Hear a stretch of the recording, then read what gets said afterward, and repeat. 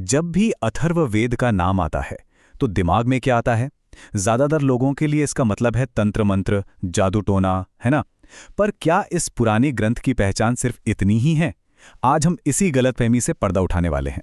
तो चलिए सीधे उसी सवाल से शुरू करते हैं जिसके लिए अथर्ववेद सबसे ज्यादा जाना या कहूं कि बदनाम है। क्या ये वाकई सिर्फ शाप, वशीकरण और ऐसी ही रहस्यमयी चीजों का ग्रंथ है? देखिए, ये एक बहुत ही कॉमन धारणा है, पर यकीन मानिए सच्चाई इससे कहीं ज्यादा गहरी और सरप्राइजिंग है। तो चलिए इस आम धारणा से आगे बढ़ते हैं और अथर्ववेद की असली पहचान को समझने की कोशिश करते हैं। हाँ, ये हिंदू धर्म के 4 पवित्र वेदों में से चौथा वेद है, लेकिन इसकी अपनी एक बिल्कुल अलग और बहुत गहरी जगह है। और यहीं पर एक बहुत दिलचस्प बात सामने आती है। पता है, अथर्ववेद का एक और नाम भी है, ब्रह्मवेद। इसका मतलब है परम ज्ञान का वेद। अब सोचिए, ये नाम ही पूरी कहानी बदल देता है। ये साफ बताता है कि ये ग्रंथ सिर्फ रस्मों रिवाजों के बारे में नहीं है, बल्कि ज्ञान का खजाना है। और ये खजाना छोटा मोटा नहीं है, इसमें करीब 6000 मंत्र हैं। एक बहुत बड़ा कलेक्शन है ये। और मजे की बात यह है कि इनमें से भी लगभग 1200 मंत्र तो सबसे पुराने वेद यानी ऋग्वेद से ही लिए गए हैं। तो फिर सवाल उठता है कि भाई, अगर इसमें सिर्फ तंत्र मंत्र नहीं है तो फिर है क्या? सच तो यह है कि अथर्ववेद उस दौर के ज्ञान का एक असली एनसाइक्लोपीडिया है।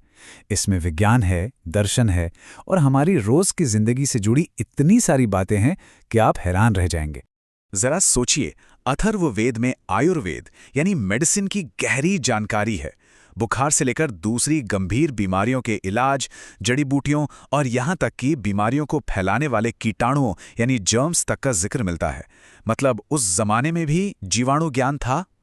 इसके अलावा इसमें गहरी फिलॉसफी, पढ़ाई में कामयाबी की दुआएं और गलतियों के प्रायश्चित के रास्ते भी बताए गए हैं। पर बात यहीं खत्म नहीं होती। अथर्ववेद सिर्फ व्यक्तिगत ज्ञान की बात नहीं करता, बल्कि ये तो उस पूरे समाज का, उस दौर की पूरी जिंदगी का एक आईना है। ये बताता है कि एक अच्छा परिवार, एक अच्छा समाज और एक अच्छा राजकाज कैसा होना चाहिए। मिसाल के तौर पर यह ग्रंथ सामाजिक रिश्तों पर भी खूब रोशनी डालता है।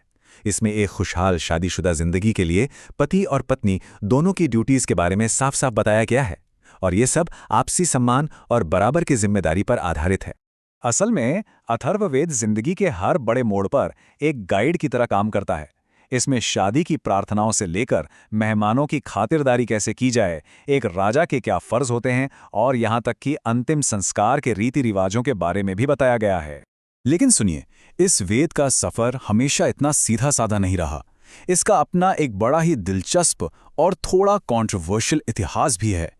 एक वक्त था जब इसे बाकी तीनों वेदों के बराबर माना ही नहीं जाता था। जी हाँ, शुरुआत में जो पुरोहित वर्ग था वो अथर्ववेद को उतनी अहमियत नहीं देता था। और इसकी वजह क्या थी? शायद यही कि इसका फोकस सिर्फ बड़े बड़े यज्ञों पर नहीं था। इसका ध्यान तो आम इंसान की जिंदगी, उसकी सेहत, उसकी परेशानियों पर ज्यादा था। इसे वेदों में टॉप पर जगह काफी बाद में जाकर मिली। माना यह जाता है कि इसकी रचना लगभग 1000 ईसा पूर्व के आसपास हुई थी और इसकी भाषा और स्टाइल ऋग्वेद से अलग यानी उसके बाद की है। फिर जैसे जैसे वक्त बीता, उत्तर वैदिक काल में इसका महत्व बहुत ज्यादा बढ़ गया और तब जाकर इसे चौथे वेद के तौर पर पूरी तरह अपना लिया गया। तो कुल मिलाकर ये ग्रंथ ऊंची सोच और दुनियादारी का एक अनोखा संगम है। इसमें एक तरफ तो ब्रह्म और ज्ञान की बातें हैं और दूसरी तरफ रोजमर्रा की जिंदगी की चिंताएं और उनके हल भी हैं। ये स्पिरिचुअल और प्रैक्टिकल का एक कमाल का बैलेंस है। तो इस सारी बातचीत के बाद हम एक बहुत दिलचस्प सवाल पर आकर रुकते हैं। अथर्ववेद, जिसमें दवा, समाज, राजनीति और फिलॉसफी सब कुछ है, उसे क्या सिर्फ एक धार्मिक किताब कहना काफी है, या फिर ये उस दौर के पूरे जीवन का एक जीता जागता एनसाइक्लोपीडिया है? इस पर जरूर सोचिएगा।